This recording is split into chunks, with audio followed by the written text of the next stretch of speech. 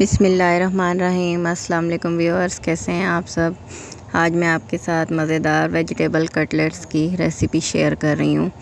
بہت ہی آسانی کے ساتھ بنتے ہیں، بہت آسان ریسیپی ہے، آپ کو ضرور پسند آئے گی، آپ ضرور ٹرائی کیجئے۔ اس کے لیے میں نے لیے ہیں آدھا کلو آلو، ابال کر ان کو میش کر لیں گے اچھی طرح سے۔ ایک پیالی میں نے اس میں لیا ہے بوائل چکن، اس کے ریشے کر لیں گے، آلوؤں میں اس کو شامل کر دیں۔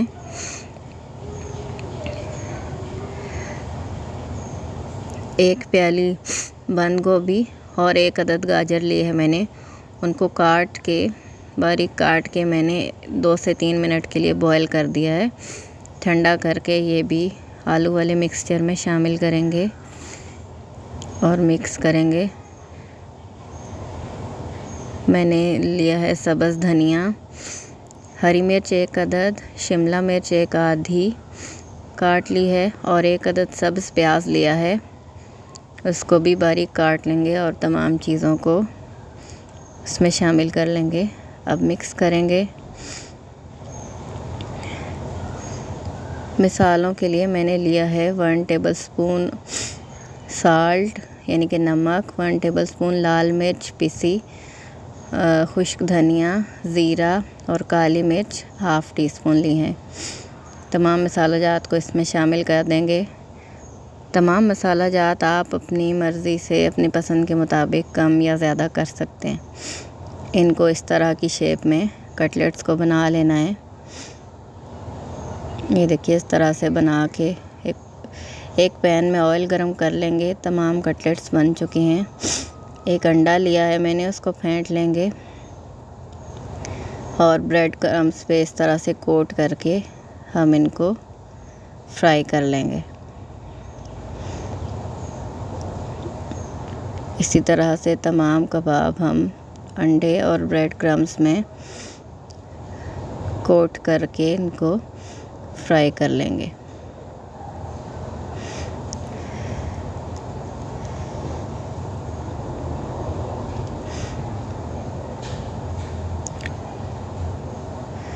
اسی طرح سے تمام کٹلیٹس کو فرائی کر لینا ہے۔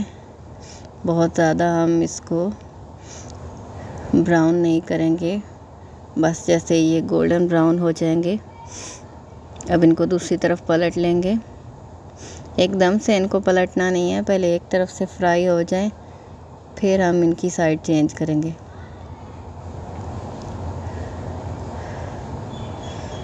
دیکھیے یہ ایک طرف سے فرائی ہو چکے ہیں، اب ان کو دوسری طرف پلٹتے جائیں گے۔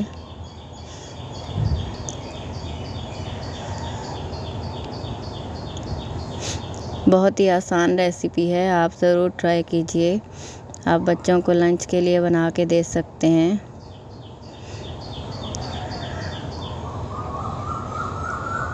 دیکھیے یہ فرائی ہو چکے ہیں بہت اچھی طرح سے۔ اب ہم ان کو نکال لیں گے اور اسی طریقے سے تمام کٹلیٹس کو ہم نے فرائی کر لینا ہے۔ کٹلیٹس فرائی ہو چکے ہیں۔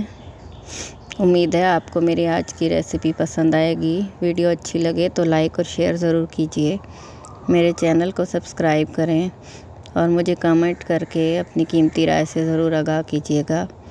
ویڈیو دیکھنے کا بہت شکریہ۔ اللہ حافظ۔